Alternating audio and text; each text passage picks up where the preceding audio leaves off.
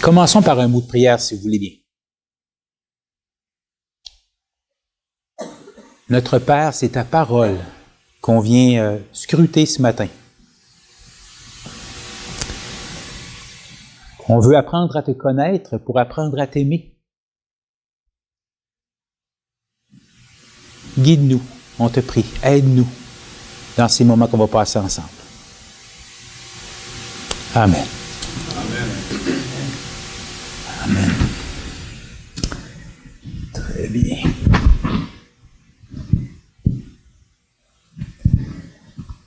OK.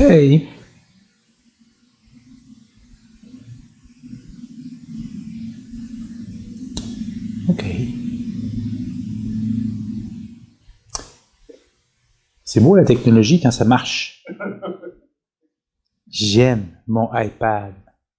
Oh, come on. OK, c'est bien.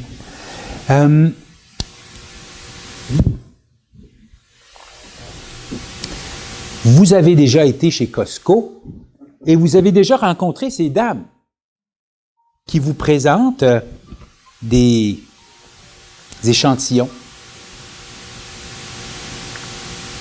Mais moi, ce matin, j'aimerais me faire présentateur pour vous mettre l'eau à la bouche d'un psaume. Quel psaume? Certains d'entre vous reconnaissez cette silhouette. Qu'est-ce qu'on est en train de regarder présentement?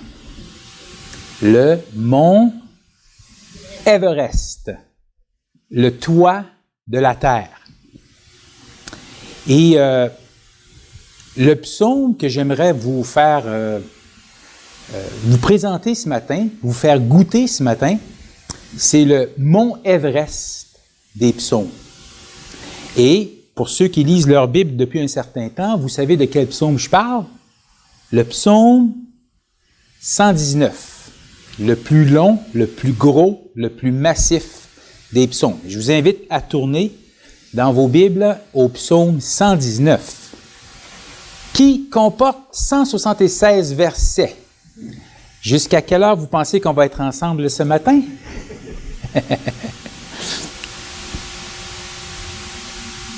On va bien faire ça.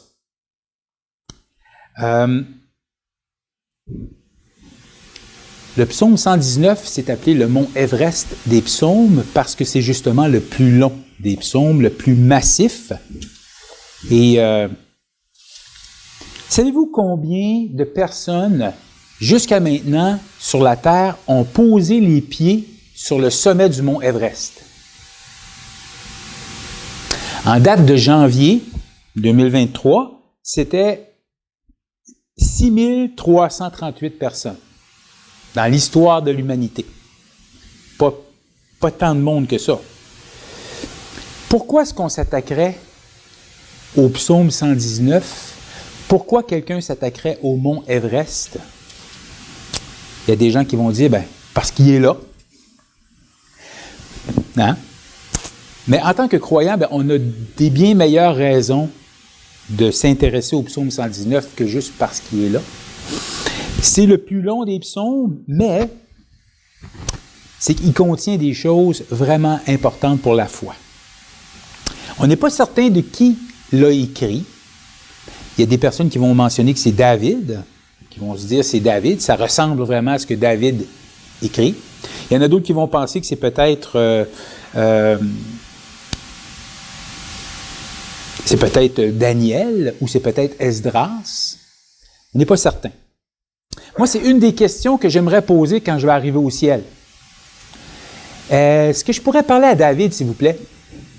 David, le roi David. Oui, le roi David.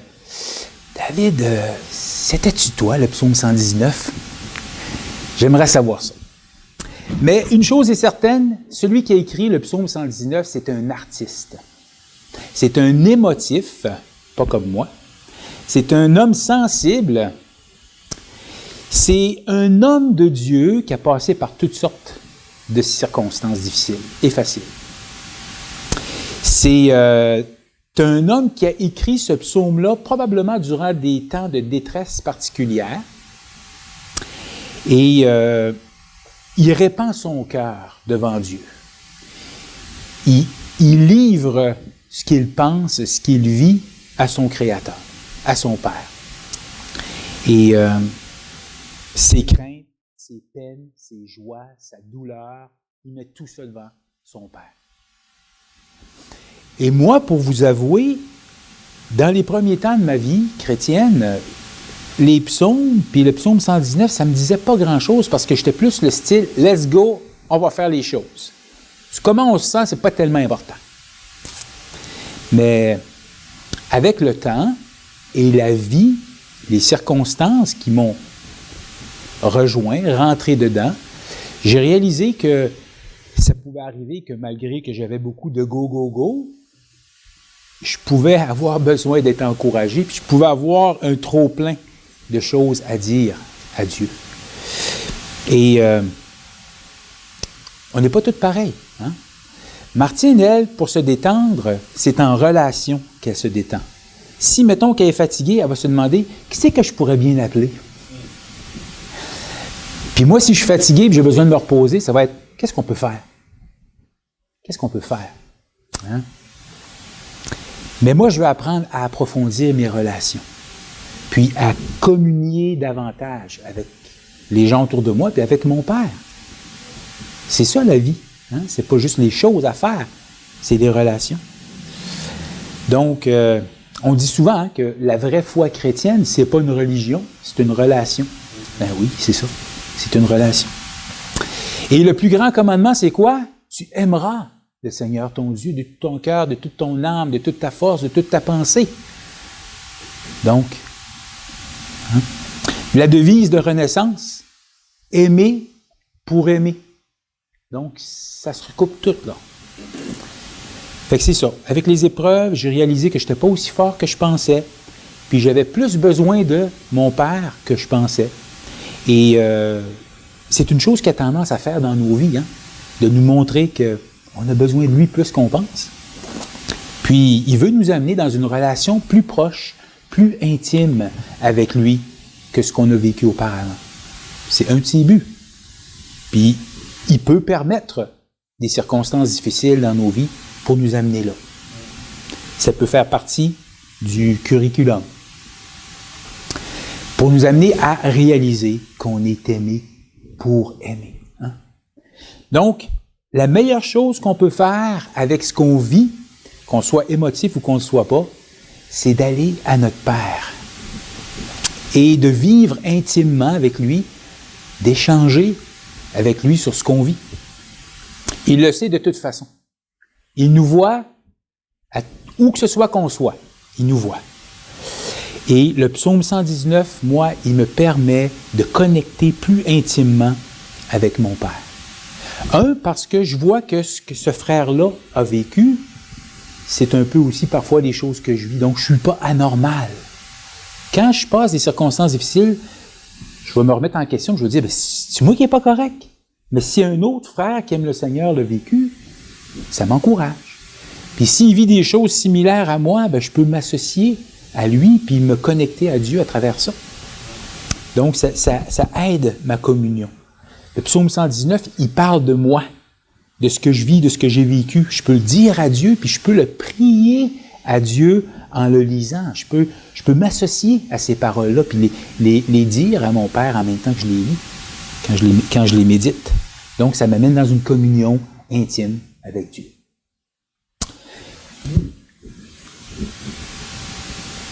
Un bon sermon a toujours 3 points.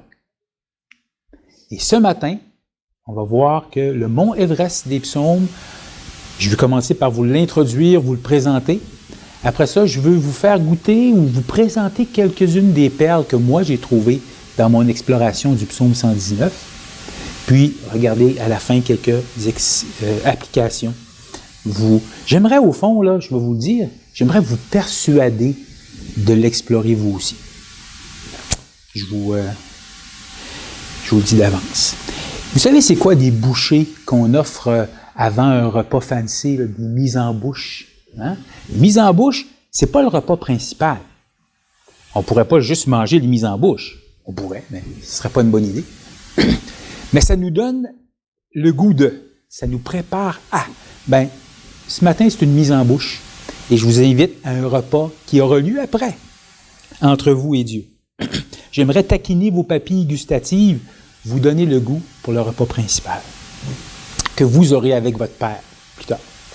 Et donc, le but, c'est qu'après le message, vous vous disiez, vite, on s'en retourne à la maison parce que je veux commencer à explorer le psaume 119.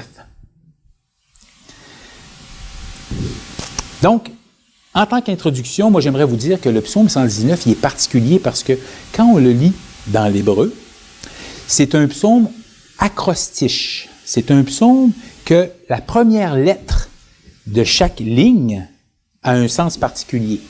C'est dans l'hébreu, dans l'alphabet hébreu, il y a 22 lettres. Okay?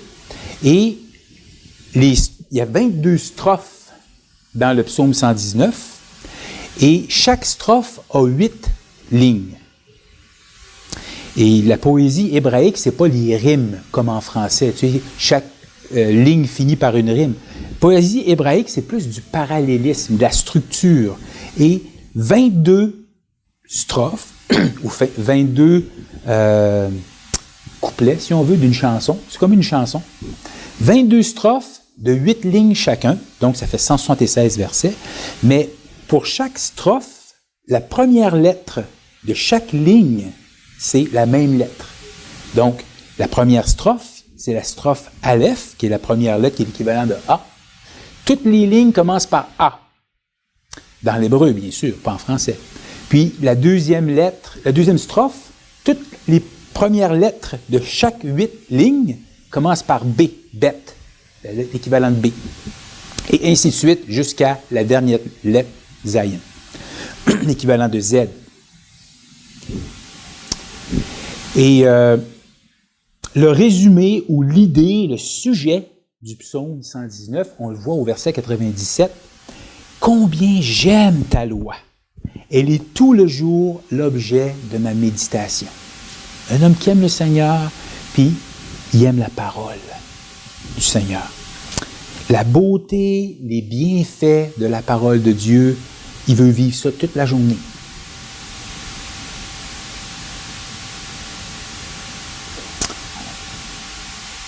Combien la parole est précieuse dans toutes les circonstances de la vie de celui qui aime le Seigneur. Donc, le thème, c'est la parole de Dieu au centre de la vie du croyant. Si on veut résumer le psaume 119, là, c'est quoi l'idée du psaume 119? La parole de Dieu au centre de la vie du croyant. Donc, en tout temps. D'avant même qu'on se lève le matin, jusqu'à après même qu'on se soit couché, parce qu'il parle dans le milieu de la nuit. Qu'est-ce qu'il fait avec la parole dans le milieu de la nuit? Pour ceux qui ont de la misère avec tomber endormi, l'insomnie, il y a de quoi pour vous autres là-dedans. Et donc, l'enfant de Dieu en relation intime avec son Père à travers la parole, à travers toutes les circonstances, les hauts, les bas de la vie, à partir du premier moment où tu es conscient dans la vie, en tant que jeune enfant, jusqu'à temps que tu vas prendre ton dernier souffle. Puis ça, le fait que Denis a été promu dans la gloire, il y avait un passage dans les derniers temps de sa vie. Et la parole de Dieu peut être centrale dans la vie d'un croyant jusque dans les derniers temps aussi. Les termes qui sont utilisés dans le psaume 119, il y a une dizaine d'expressions pour dire c'est quoi la parole de Dieu. Donc, on parle des lois de Dieu, le témoignage de Dieu, les préceptes de Dieu, les statuts de Dieu, ses jugements, ses commandements, sa parole, ses ordonnances, ses promesses, ses voies. C'est tout interchangeable, c'est toutes des expressions synonymes pour décrire la parole de Dieu. Donc, c'est un sujet pour l'auteur du psaume 119, c'est un sujet qui est varié, qui s'aborde de toutes sortes de façons différentes, mais c'est la parole de Dieu. C'est Dieu qui se livre à nous, qui nous parle, qui nous dit comment il est, puis qu'est-ce qu'il aime pas. Don Carson, un commentateur, dit « Presque tous les versets mentionnent l'un ou l'autre de ces synonymes. Le thème uniforme en a consterné certains. Il y en a qui sont comme... Ça fait beaucoup. Hein? les amenant à penser que ce psaume est trop long et répétitif. Mais une meilleure façon de voir ce psaume, cependant, c'est que l'uniformité met l'accent sur le thème du psaume, la parole du Seigneur. Donc, ça revient, c'est toujours la même chose, c'est le même sujet. Regarde, tu vas-tu comprendre, tu vas-tu catcher? Hein? Ligne après ligne offre une perspective légèrement différente sur ce sujet riche et diversifié. Autrement dit, on n'épuise pas ce sujet-là, on l'examine sous tous ses angles, un peu comme un diamant, que tu peux le voir, mais tu peux l'examiner avec quelqu'un qui connaît ça, puis tu peux le scruter sur tous ses angles, tous les reflets, toutes les facettes et tout. Tu vas dire « Wow! » Tu es beaucoup plus impressionné après l'avoir examiné sur différents angles et différentes luminosités. Donc, pourquoi est-ce qu'on a peu tendance à le lire? C'est trop long. Mais moi, je peux vous dire que depuis une quinzaine d'années, je parcours le psaume 119 tous les jours en lisant une strophe par jour. 176 versets, oui, c'est beaucoup. Mais 8 versets, ça, c'est une... Comment est-ce qu'on mange un éléphant? Une bouchée à la fois. Comment est-ce qu'on lit le psaume 119? Ben, pourquoi pas une strophe à la fois? Une strophe de 8 lignes, puis chaque jour, à travers les autres lectures qu'on peut faire, mais ça peut être quelque chose qu'on dit, « Hey Seigneur, j'aimerais ça goûter là, un petit bout du psaume 119 aujourd'hui. » Donc, je le lis tranquillement, j'observe dans ce que je dis pour quelque chose qui m'interpelle, que je n'avais jamais vu avant, qui m'encourage dans la foi.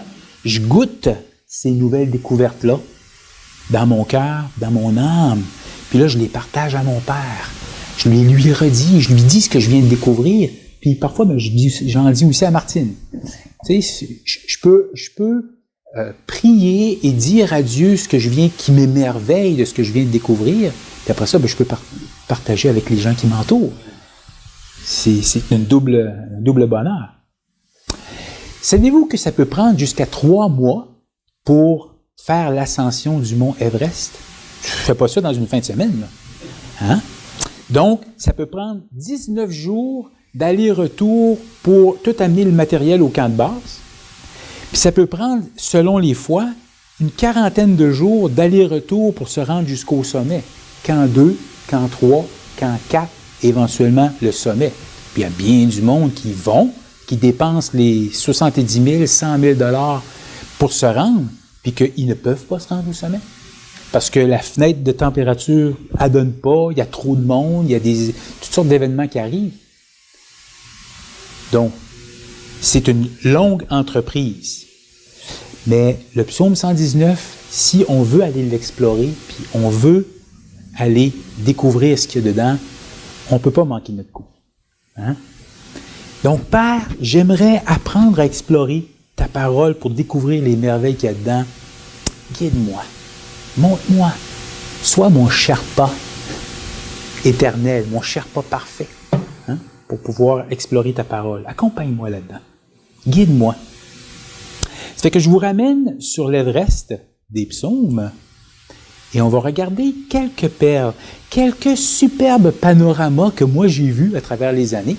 Puis je vais juste vous en partager quelques-uns brièvement parce que vous savez qu'on ne pourra pas s'arrêter sur tous les 176 versets. Vous êtes content de savoir qu'on ne fera pas ça. Mais juste quelques-uns pour vous montrer ce que moi m'a touché, m'a fait du bien. Mais après ça, vous allez pouvoir découvrir vos propres panoramas quand vous allez aller explorer le mont Everest des psaumes. Donc, dans la première strophe, la strophe Aleph, les premières lettres, les premières 8 lignes commencent par A, Aleph, versets 1 à 8. Ben, le verset 2. Heureux ceux qui gardent ses préceptes et qui le cherchent de tout leur cœur. Moi, je veux être heureux. Aimeriez-vous être heureux? Heureux ceux qui... Hein? Donc, Seigneur, montre-moi le bonheur de scruter, de garder tes préceptes, de te chercher de tout mon cœur. Fais-moi découvrir le bonheur qu'il y a là-dedans. Tu dis, heureux, je voudrais goûter ça. Dans la strophe bête, versets 9 à 16, le verset 9, entre autres, c'est un verset que plusieurs d'entre vous avaient probablement mémorisé quelque part dans votre formation chrétienne. Comment le jeune homme rendra-t-il pur son sentier en se dirigeant d'après ta parole? Le verset 11, « Je serre ta parole dans mon cœur afin de ne pas pécher contre toi. » Ça parle de quoi? Ça parle de la mémorisation. Mémoriser la parole de Dieu, la serrer dans notre cœur pour qu'elle soit présente quand on vit des situations difficiles. On a ça pour se diriger parce qu'on l'a intériorisé, on l'a mémorisé. Donc ça, c'est un passage qui a été vraiment utile dans ma vie. Dans la strophe Guimel, qui est du verset 17 au verset 24, le verset 18, ça m'a souvent parlé. Le psalmiste dit « Ouvre mes yeux pour que je contemple les merveilles de ta loi. » Je suis aveugle, je suis myope, je ne vois pas les beautés de Dieu. Seigneur, Père, ouvre mes yeux pour que je puisse contempler les merveilles de ta loi. Il y a quelque chose de merveilleux là-dedans, mais je ne le vois pas facilement. Ouvre mes yeux. Strophe d'Alet. La parole dans la relation d'aide, quand on est dans le trouble. Il y a des gens qui disent « Ah, cite pas des versets bibliques à quelqu'un qui vit des difficultés. » Moi, je dis au contraire. C'est ça, la base de ce qu'on a besoin, le cœur du croyant. Mon âme est attachée à la poussière. Rends-moi la vie selon ta parole. Quand je suis dans le trou, dans le fond du trou, Père, rends-moi la vie. C'est un des versets qui me dit où on va trouver secours, où on va trouver aide. Rends-moi la vie, Père. Ce psalmiste-là, ça y arrivait de passer par là. Lui aussi. Verset 32. 25. Un petit peu. Mon âme est attachée à la poussière, ça c'est bien, c'est ce que je viens de lire. Ah ok, j'ai oublié de vous dire. J'ai mis la mauvaise slide. Au verset 24, tes préceptes font mes délices, ce sont mes conseillers. Est-ce qu'on a déjà pensé au concept que la parole de Dieu pouvait être délicieuse? On connaît tous ce que c'est, d'avoir nos repas préférés, le homard, les chips Ruffles au barbecue. J'ai mes petits délices à moi. Là. Mais la parole, les préceptes font mes délices. Oui, Seigneur, c'est pas toujours demain. Fais que ça soit demain. Montre-moi les délices. Aide-moi à goûter les délices de ta parole. Verset 32. Et moi, j'ai toujours été un coureur, quelqu'un qui faisait du jogging. Donc, ce verset-là, il me parle. Je cours dans la voie de tes commandements, car tu élargis mon cœur. Beaucoup de gens font du cardio, ils font de la course pour avoir un meilleur cœur-poumon, mais je cours dans la voie de tes commandements, car tu élargis mon cœur. Tu lui donnes plus de capacité pour t'aimer, plus de capacité pour aimer. Je cours. Seigneur, aide-moi à courir dans la voie de tes commandements, puis élargis mon cœur. Dans la strophe « Hé » de 33 à 40, « Détourne mes yeux de la vue des choses vaines, fais-moi vivre dans ta voie. » Et ça, c'est tellement d'actualité avec l'Internet, les réseaux sociaux. Il y a tellement de choses qui attirent mes regards, mes pensées, ma personne vers autre chose qui sont pas très édifiantes. On s'entend? Détourne mes yeux de la vue des choses vaines. Ah, Seigneur, aide-moi à voir ce qui est important. Strophe Vav, 41-48, entre autres le verset 46. Et moi, ça, c'en est un qui est un sujet, je dirais, pas d'humiliation, mais un sujet de préoccupation pour moi. Je parlerai de tes préceptes devant les rois et je ne rougirai point.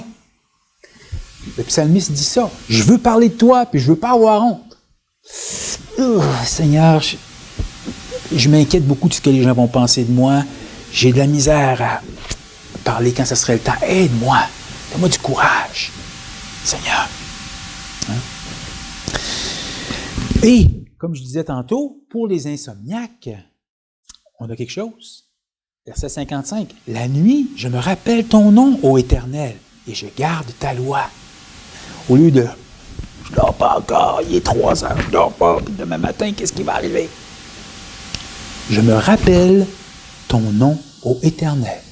Récemment, je me suis mis à me mettre des plugs, de mettre des écouteurs, puis écouter des chants chrétiens par une chorale qui m'amène à... Puis me dire « Seigneur, Tu me donneras le sommeil que j'ai besoin. Je me réveille la nuit assez fréquemment. Mais là, je veux me rappeler le nom de l'Éternel au lieu de partir dans des pensées charnelles, puis des pensées négatives, tout ça. Seigneur, tu t'occuperas bien que j'ai le sommeil que j'ai besoin. Ça, c'est un petit verset que j'ai toujours trouvé intéressant. La terre, ô Éternel, est pleine de ta bonté, enseigne-moi tes statuts. Tu sais, il y a toutes sortes d'évidences que Dieu est bon sur cette terre. Malgré que ça ne va pas bien à cause du péché, là, mais tu regardes comment Dieu prend soin des oiseaux, comment il s'occupe de... Comment la Terre, c'est la planète bleue dans le système solaire. Pourquoi la planète bleue? Dieu en prend soin, il a tout prévu pour la vie, puis tout ça. La Terre est pleine de ta bonté. Dieu n'est pas méchant, il n'est pas, mean en anglais. Non, au contraire, il est généreux, il est bon. La Terre est pleine de... OK, Père, aide-moi à voir tes bontés sur la terre, puis te faire confiance, t'aimer, être reconnaissant.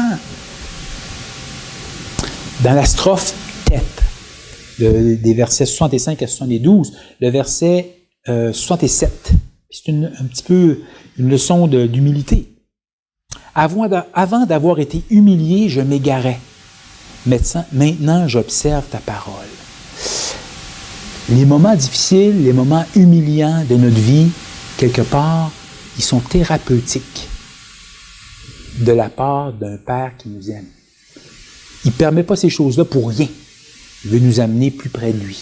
Merci Seigneur, que c'est pas pour rien que ça arrive. Ça n'a pas été agréable ce qui m'est arrivé, mais OK, ça va m'aider à être plus près de toi, puis marcher dans tes voies, te faire confiance, observer ta parole.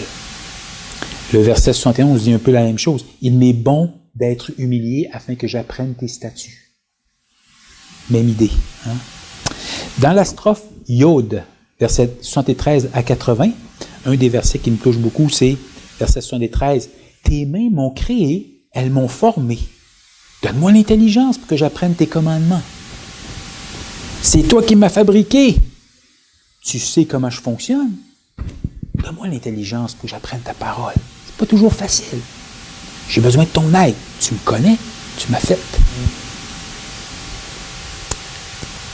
Strophe Lamed, versets 89 à 96. Le verset 96.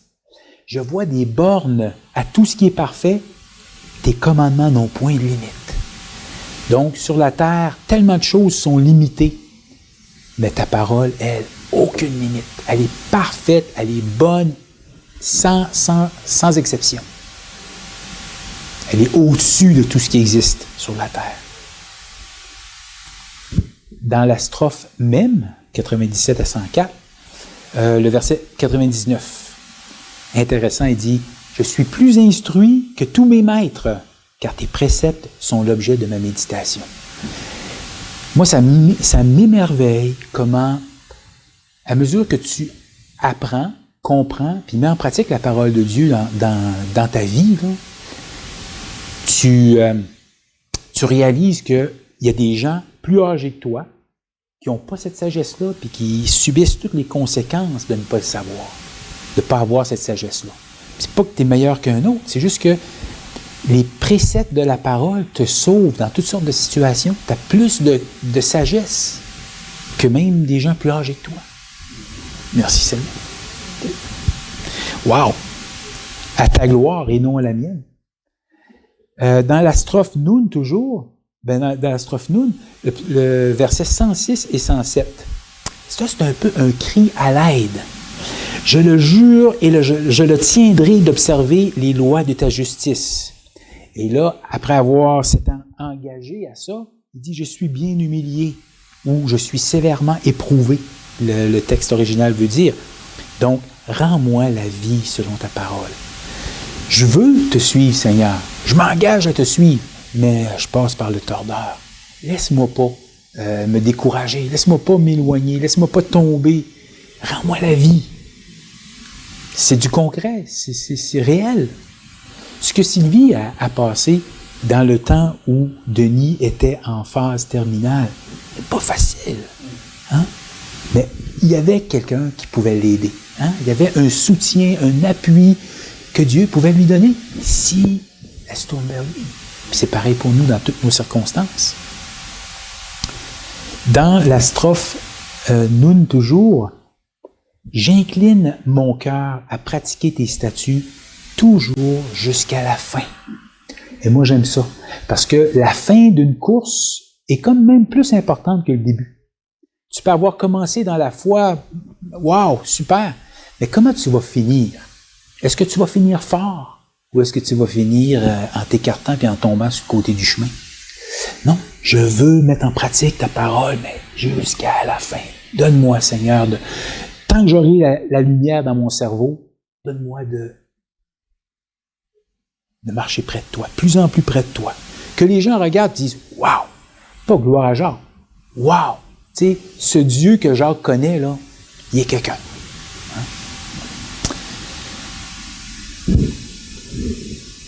Dans le verset, dans le strophe Samek, « Éloignez-vous de moi, méchants, afin que j'observe les commandements de mon Dieu. » Tu sais, les méchants aujourd'hui, là, c'est pas nécessairement dans le bar qu'on va les rencontrer. C'est souvent par le biais de notre télévision, notre cellulaire. Parce que les gens qui produisent le contenu qui est là, souvent c'est pas des gens qui aiment Dieu. C'est des gens qui moquent Dieu, qui ne croient pas en Dieu, qui veulent rien savoir de Dieu, qui veulent faire tout leur possible pour nous éloigner de Dieu. Dans cette optique-là, ils sont des méchants. Puis je veux le réaliser. Pas juste dire, ouais, tu sais, c'est pas si pire. Non, c'est aussi pire. Ils sont ennemis de Dieu. Donc, éloignez-vous de moi, méchants. Parce que je veux suivre les commandements de mon Dieu. Je vais observer les commandements de mon Dieu. Moi, c'est quelque chose qui me parle. Puis, ça a été écrit il y a des milliers d'années. Mais c'est tellement contextuel à aujourd'hui.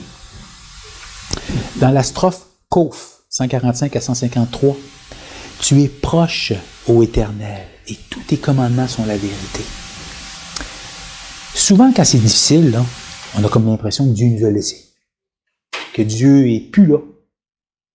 Mais tu es proche, ô Éternel, c'est extrêmement réconfortant. Que je sois tout seul dans un lit d'hôpital, tu es proche, ô Éternel. Puis, tes paroles, c'est la vérité. Tous tes commandements sont la vérité. C'est encore fiable, c'est encore vrai et applicable pour ma vie. Oh, ça fait du bien de me rappeler ça, Seigneur. Même si je suis seul, je me sens seul, tu es proche. Strophe Tav, 169 à 177, c'est la dernière strophe. On est déjà rendu à la fin. Oh! Et le verset 173, quelqu'un qui a décidé de suivre le Seigneur, il est un peu comme Pierre, qui veut marcher sur l'eau. C'est pas nécessairement toujours facile. Hein? Que ta main me soit en aide, car j'ai choisi tes ordonnances. Oui, je veux marcher dans tes voies, puis je veux marcher sur l'eau, mais aide-moi. Quand je coule, aide-moi, puis quand je suis pas encore en train de couler, aide-moi pareil. Je peux pas le faire tout seul. Que ta main me soit en aide. Oui, Père, aide-moi aujourd'hui à pardonner, ou à demander pardon, ou à aimer d'une manière qui sort de ma zone de confort. Aide-moi à faire ce que ma chair, naturellement, ne voudrait pas faire. J'ai choisi tes ordonnances. Application. C'est bien beau tout ça, mais comment on peut mettre ça en pratique? Hein? On a dit tantôt que, en date de janvier 2023, il y a 6338 personnes qui se sont rendues sur le mont Everest, qui ont été jusqu'au sommet. Ce qui est intéressant à se rappeler, c'est que Kami Rita Sherpa du Népal, lui, s'est rendu jusqu'au sommet 26 fois. C'est un guide, puis lui, le mont Everest, il le connaît dans tous ses raccoins, toutes ses coutures. Il ferme ses yeux, puis il peut se voir sur le mont Everest, il peut se voir au sommet. Ça fait partie de sa vie, son ADN. Il l'a dans son sang. Lui, c'est un expert du mont Everest. Bien. Il y a un autre passionné, qui lui était passionné de la parole de Dieu, qui s'appelait Charles Spurgeon. Puis on disait de Spurgeon que « his blood was bibline ». Ça veut dire que son sang était rempli de la parole de Dieu, puis si tu aurais piqué quelque part, ce qui aurait coulé, c'était des versets bibliques. Spurgeon. Bien, moi, j'aimerais être un peu comme Spurgeon. Je n'ai pas l'ambition de monter le mont Everest 26 fois, mais j'aimerais être plus rempli de la parole pour que, quand ça brasse, là, c'est comme des versets qui me viennent à la pensée, puis même des versets qui viennent sur ma bouche, que je serais plus rempli de la parole de Dieu. Fait que l'idée centrale, comme on disait, du psaume 119, c'est au verset 97, « Combien j'aime ta loi ». C'est pas une question de « il faut que tu lises ta Bible ». C'est pas une question d'obligation, de performance. Combien j'aime ta loi. C'est une question du cœur. À quoi que je suis attaché? Combien j'aime ta loi, elle est tout le jour l'objet de ma méditation. Donc, la beauté, les bienfaits de la parole, combien elle est précieuse dans toutes les circonstances de ma vie, bonnes ou mauvaises. Mais moi, j'aimerais être de plus en plus comme Spurgeon, un passionné de mon Père puis de sa parole. Fait que depuis une quinzaine d'années, comme je vous disais tantôt, le psaume 119, entre autres, pour moi, c'est devenu un peu comme un parc national que j'aime fréquenter. Puis à tous les jours, je vais me promener dedans. Puis, à force de l'explorer, j'ai découvert une quantité d'endroits vraiment intéressants. Je vous en ai montré quelques-uns. Il y en a plein d'autres. Si vous saviez combien j'en ai enlevé là, pour le message d'aujourd'hui, j'en ai enlevé plus que la moitié. J'ai eu pitié de vous. Mais la parole de Dieu est de plus en plus présente, je dirais, et bénissante dans les circonstances de ma vie. Puis moi, la question que j'aimerais vous poser, c'est est-ce que vous aimeriez venir l'explorer avec moi? C'est ça l'application de ce texte-là. Et le défi de la semaine,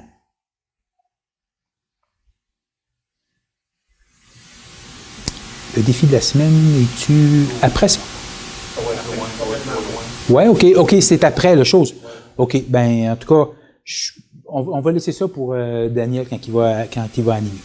Mais j'aimerais juste vous dire que si vous êtes ici ce matin, puis ce que je vous parle là, c'est un peu comme du chinois, pas de référence au fait que le chinois... mais le point, c'est quelque chose que vous dites, c'est comme un peu étranger à moi. La Bible, Dieu, mon Père, c'est pas nécessairement une réalité dans ma vie. Venez me voir après.